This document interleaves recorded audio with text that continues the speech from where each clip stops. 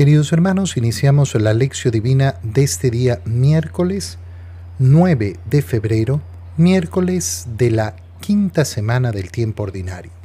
Por la señal de la Santa Cruz de nuestros enemigos, líbranos, Señor Dios nuestro, en el nombre del Padre, y del Hijo, y del Espíritu Santo. Amén. Señor mío y Dios mío, creo firmemente que estás aquí, que me ves, que me oyes. Te adoro con profunda reverencia. Te pido perdón de mis pecados y gracia para hacer con fruto este tiempo de lección divina. Madre mía Inmaculada, San José, mi Padre y Señor, Ángel de mi guarda, interceded por mí. Continuando en este día con la lectura del primer libro de los Reyes, leemos el capítulo 10, versículos 1 al 10. En aquellos días la reina de Sabá oyó hablar de la fama de Salomón y quiso cerciorarse personalmente de su sabiduría, haciéndole algunas preguntas sutiles. Llegó pues a Jerusalén con una gran caravana de camellos cargados de perfumes, oro en gran cantidad y piedras preciosas. Entró en el palacio de Salomón y le hizo al rey las preguntas que había preparado. Salomón respondió a todas, de modo que no dejó de contestar ni la más difícil.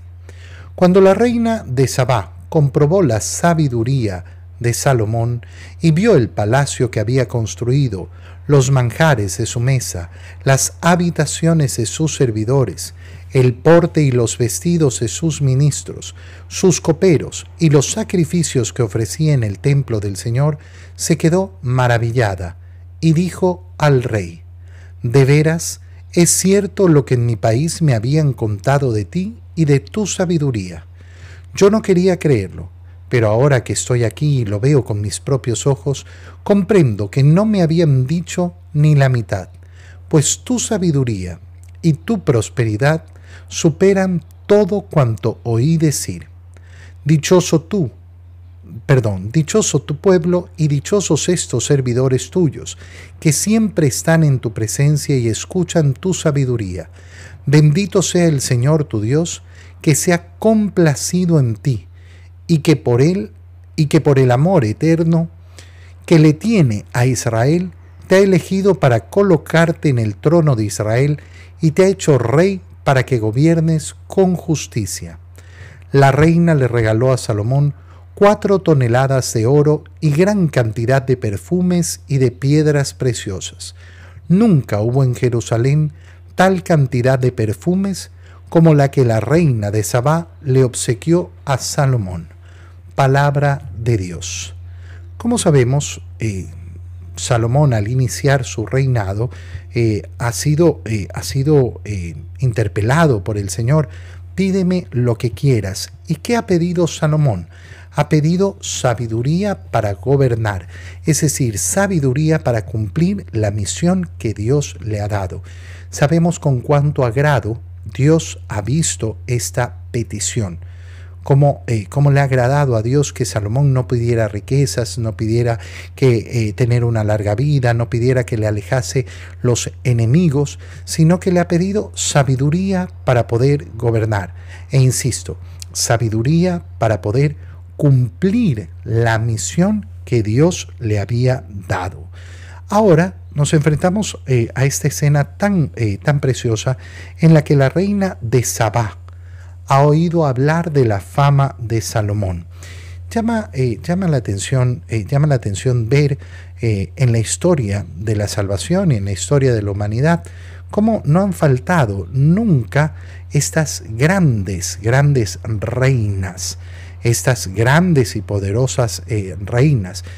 Llama la atención porque vivimos en un mundo a veces tan marcado de mentiras, tan marcado de ideologías, y hay que ser muy libre para ver la realidad, para juzgar efectivamente de acuerdo a la realidad, no a las falsedades ideológicas. Fíjate bien, hoy en día se nos vende una imagen tan distorsionada de la historia, donde la mujer ha ocupado el último peldaño en la sociedad siempre. No, mira, esto no resiste un análisis, no resiste un análisis histórico. No, pero es que la mayoría, sí, mira, la mayoría del mundo, la mayoría de los hombres, la mayoría de las mujeres, la mayoría de los pueblos, siempre han vivido subyugados. Siempre han vivido subyugados ante unos pocos que han tenido el poder. Y efectivamente, el Señor lo que ha intentado es que aquellos que ostentan el poder, que tienen el poder, tengan la sabiduría para gobernar. Bueno, la reina de Sabá ha escuchado sobre la sabiduría de Salomón, pero no le basta con escuchar sobre esa sabiduría, sino que ella quiere conocerla, cerciorarse de esta sabiduría personalmente, haciéndole algunas preguntas sutiles. Qué bonita palabra. Una palabra efectivamente tan bonita. ¿Por qué? Porque no son preguntas trucosas, no son simplemente para ponerlo a prueba, no son preguntas engañosas, sino preguntas sutiles. Es decir, que tienen la sutileza de que un alma que no es sabia no va a saber reconocer la profundidad de esa pregunta. Eso es lo que quiere poner en juicio la reina de Sabá. Quiere cerciorarse de esa sabiduría de Salomón. Y entonces fue hasta Jerusalén.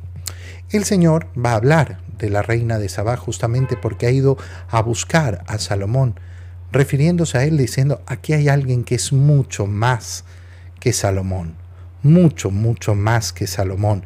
Entonces ahí empezamos a tener la línea de interpretación clara sobre este pasaje de la Escritura. Llegó con una gran caravana de camellos cargados de perfume, oro y una gran cantidad de piedras preciosas. Entró en el palacio de Salomón y le hace todas las preguntas que había preparado. Mira la postura de Salomón. Salomón viene a ser interrogado, pues no se sale del tema, no huye a las preguntas, sino que las contesta. Hoy en día es tan difícil tener una conversación verdadera, un debate verdadero. Es muy bueno que nosotros tengamos herramientas para medir la sabiduría de las personas que aparecen en público postulando una idea, una doctrina, un pensamiento. Es muy importante que nosotros tengamos esa capacidad, y esa capacidad nos la da efectivamente esa sabiduría. Nosotros podremos decir que Salomón era muy sabio, pero también la reina de Sabá es muy sabia porque sabe preguntar con sutileza para medir esa sabiduría de Salomón. Y para saber preguntar también hay que tener una gran sabiduría. Saber hacer las preguntas correctas, saber hacer las preguntas necesarias, no hacer preguntas que no sirven para nada y peor, desviar la atención hacia otros temas.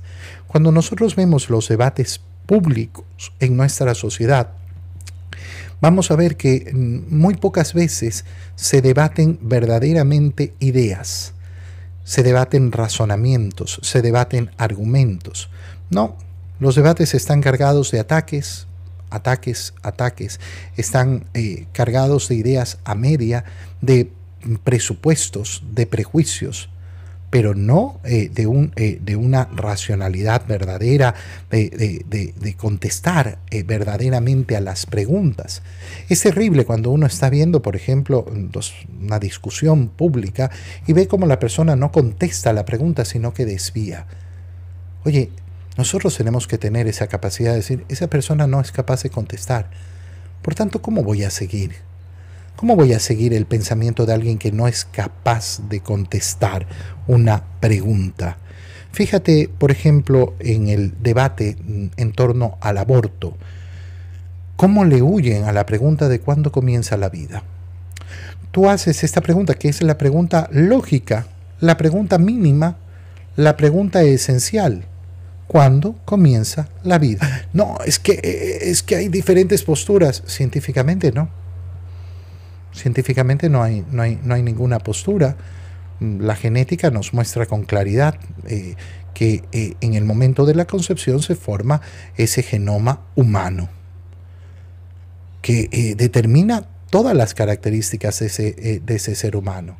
Eso está formado desde el momento de la concepción. Pero no queremos contestar esta pregunta porque en verdad lo que tenemos que hablar es otra cosa. Salomón contestó todas las preguntas de la reina. Todas, absolutamente todas las preguntas de la reina con paz y con tranquilidad, demostrándole efectivamente que podía contestar. Que nunca nos dé miedo las preguntas.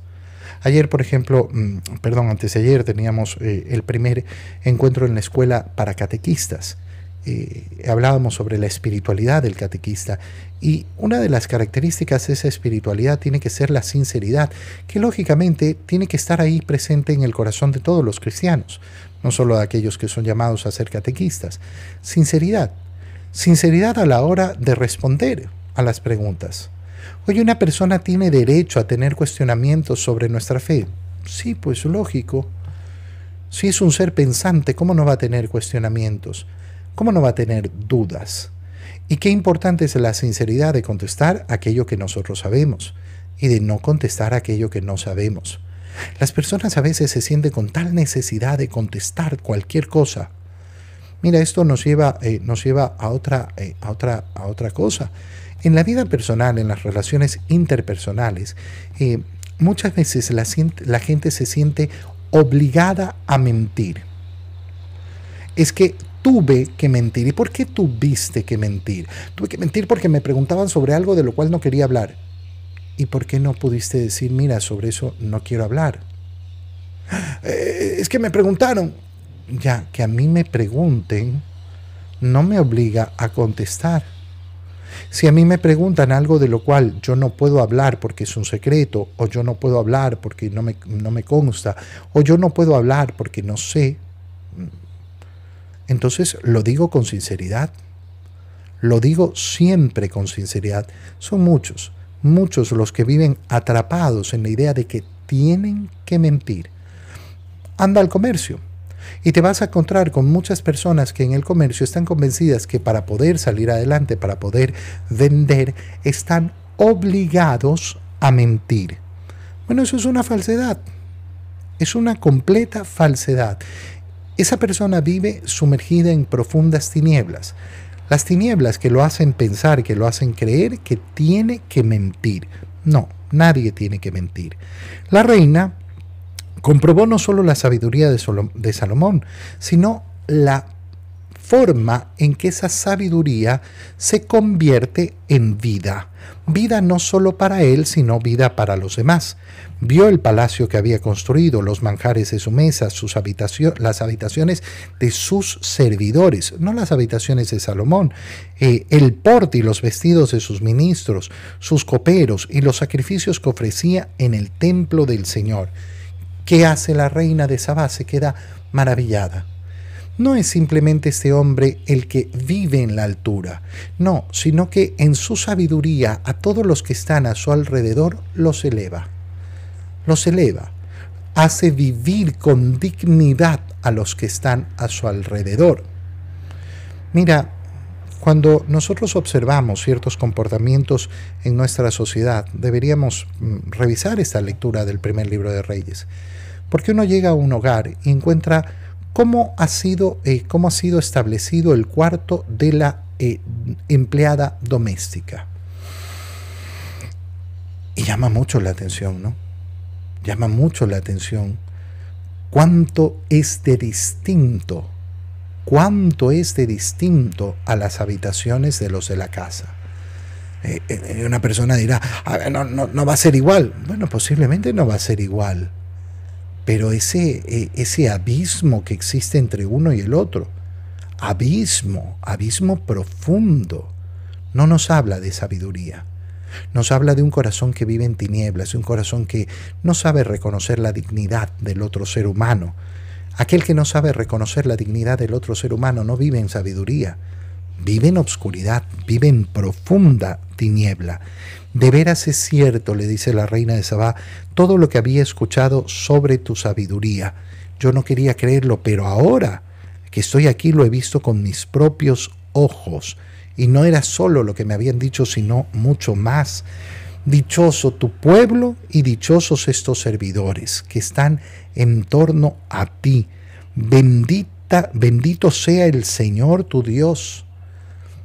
Mira cómo a través de la sabiduría de Salomón y a través del modo en que vive y el modo en que hace vivir a los que están a su alrededor, esta que no pertenecía al pueblo de Israel, que no pertenece por tanto a la religión hebrea, a la religión judía, bendice al Señor. Este es el objetivo que tenemos que tener en nuestra vida. Que la sabiduría con la que yo vivo y la sabiduría que me permite hacer que los demás vivan alrededor mío, haga a los demás contemplar la grandeza de Dios y dar gloria a Dios. La reina de Sabá, sin ninguna necesidad, da una cantidad de regalos enormes a Salomón. Y dice el libro de los Reyes, nunca hubo tantos perfumes en Israel. Mira cómo esa sabiduría lleva efectivamente a un nivel de vida superior a los servidores, a los que están alrededor, pero además siempre va a ir provocando más. ¿Por qué la situación económica en nuestro mundo es la que es? ¿Por qué? ¿Por qué hay tanta miseria? ¿Porque vivimos en un mundo miserable? No es porque vivimos en un mundo miserable, es porque vivimos en un mundo que no se deja gobernar por la sabiduría, que no se deja gobernar por la sabiduría, porque si nos dejáramos gobernar por la sabiduría, te aseguro, la situación económica en este mundo, la situación de todos los habitantes de este mundo sería muy distinta. En el Evangelio, continuando con esa lectura del Evangelio de San Marcos, leemos el capítulo 7, versículos 14 al 23. En aquel tiempo Jesús llamó de nuevo a la gente y les dijo, escúchenme todos y entiéndanme. Nada que entre de fuera puede manchar al hombre. Lo que sí lo mancha es lo que sale de dentro. Cuando entró en una casa para alejarse de la muchedumbre, los discípulos le preguntaron qué quería decir aquella parábola. Él les dijo, ¿ustedes también son incapaces de comprender? ¿No entienden que nada de lo que entra en el hombre desde fuera puede contaminarlo, porque no entra en su corazón sino en el vientre y después sale del cuerpo? Con estas palabras declaraba limpios todos los alimentos. Luego agregó, lo que sí mancha al hombre es lo que sale de dentro, porque del corazón del hombre salen las intenciones malas, las fornicaciones, los robos, los homicidios, los adulterios, las codicias, las injusticias, los fraudes, el desenfreno, las envidias, la difamación, el orgullo y la frivolidad. Todas estas maldades salen de dentro y manchan al hombre. Palabra del Señor. Mira, qué impresionante es este Evangelio. Recuerda dónde hemos empezado. Hemos empezado en que llegan unos fariseos y unos escribas a reclamarle al Señor porque comían sin purificarse las manos. Y entonces estaban comiendo de una manera impura y por tanto eran hombres impuros. No hombres cochinos, no hombres antigénicos, que posiblemente también lo eran un poco, no lo sé. Pero no es esto lo que han reclamado. Han reclamado que no cumplen con las normas judías de la purificación. ¿Cómo habían vuelto las normas culturales, externas, la tradición de su pueblo superior a la ley de Dios? Y el Señor les marca esto. Y ahora continúa en ese tema y les dice, y le dice a la gente, escúchenme y entiéndanme. Nada que entre de fuera puede manchar al hombre. Lo que sí lo mancha es lo que sale de dentro. Lo de afuera no me mancha, es lo que sale de adentro. Y fíjate qué es lo que se produce porque es impresionante. Lo que se produce en este momento es que ni siquiera los discípulos lo logran entender. Y el Señor se sorprende y dice, pero ¿cómo? Ni siquiera ustedes son capaces de comprender. Y tiene que explicar algo que parece tan básico, pero que sin embargo hoy en día sigue siendo igual de complicado de entender. Te pongo ejemplos para que entiendas de qué estamos hablando. Cuando una persona dice, por ejemplo, que no es culpa suya la rabia, el enojo, el mal carácter que tiene. ¿Por qué? Porque en verdad lo que sucede es que a mí me hacen perder la paz. A mí me sacan de mis casillas. ¿Qué está diciendo esa persona? Esa persona al final se está justificando y está diciendo, no soy yo, no es mi corazón. No soy yo el enojón, no soy yo el que trata mal, no soy yo el que eleva la voz, no soy yo el rabioso. Lo que pasa es que los otros me afectan a mí. Bueno, es exactamente lo mismo de lo que está sucediendo en el Evangelio. ¿Qué es lo que estaban diciendo los hebreos, los judíos? Que eran impuros si no hacían las purificaciones de las manos como se debía. Mira, si yo hago las purificaciones de la mano, pero soy un glotón y como en exceso, ¿qué significa? Que estoy pecando de gula. Puedo haber hecho todas las purificaciones de las manos y puedo haber cumplido con todas las normas que dictaba la tradición, pero sigo pecando. No me he purificado para nada. ¿De dónde sale esa glotonería? No sale de afuera, no es culpa de los alimentos. Oh, mira, es que si yo no veo ninguna comida, yo no peco de gula. Pero si está ahí la comida, no es afuera el problema siempre es adentro. No, yo soy pacífico, pero cuando me hacen perder la paciencia, ahí sí. No, hermano mío, no es afuera el problema, es adentro. Es adentro donde está el problema. De este modo el Señor ha declarado puros todos los alimentos.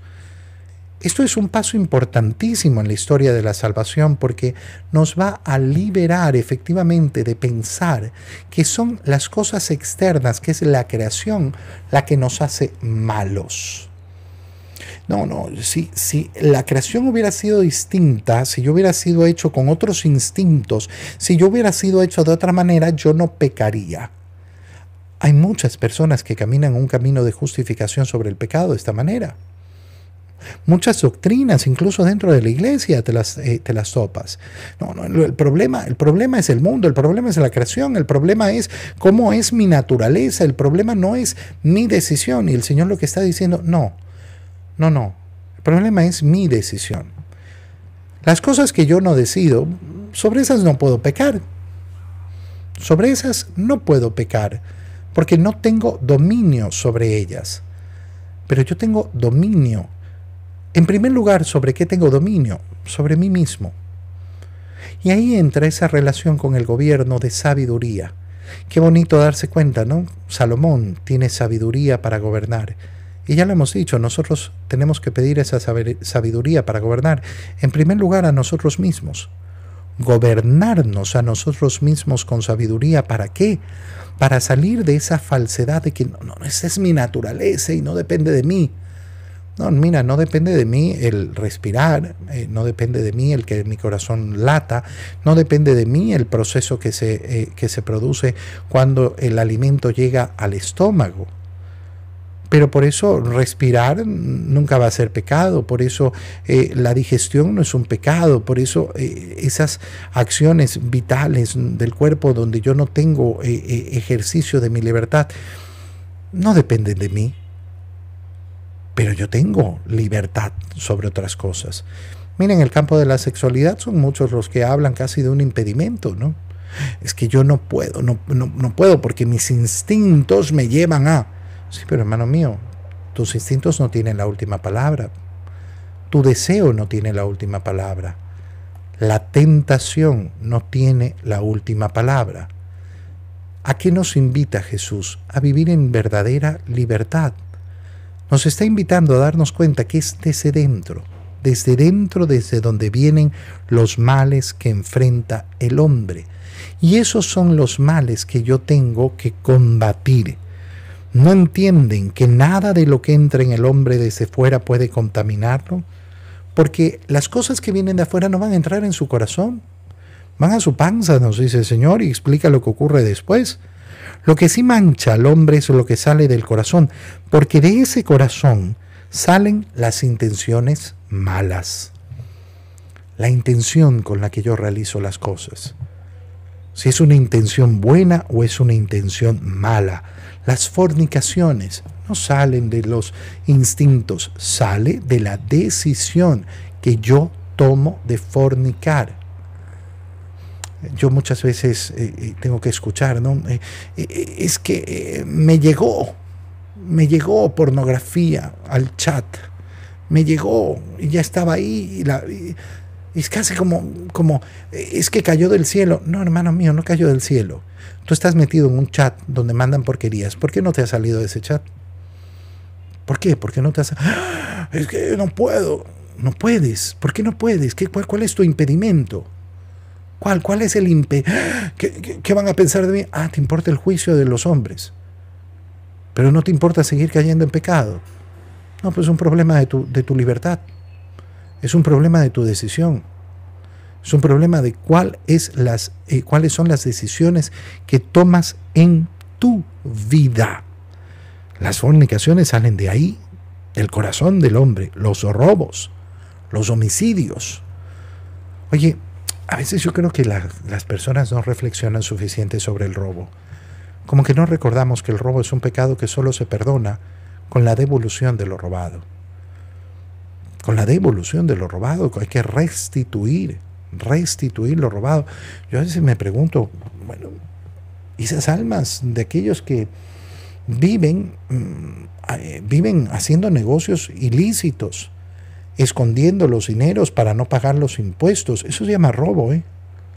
Yo soy un ladrón, yo soy un corrupto. ¿Y cómo pienso devolverlo? Yo me arrepiento que si no devuelvo, si no restituyo. Aquel que no restituye lo robado no tiene un verdadero arrepentimiento y no tiene lógicamente un propósito firme de enmienda.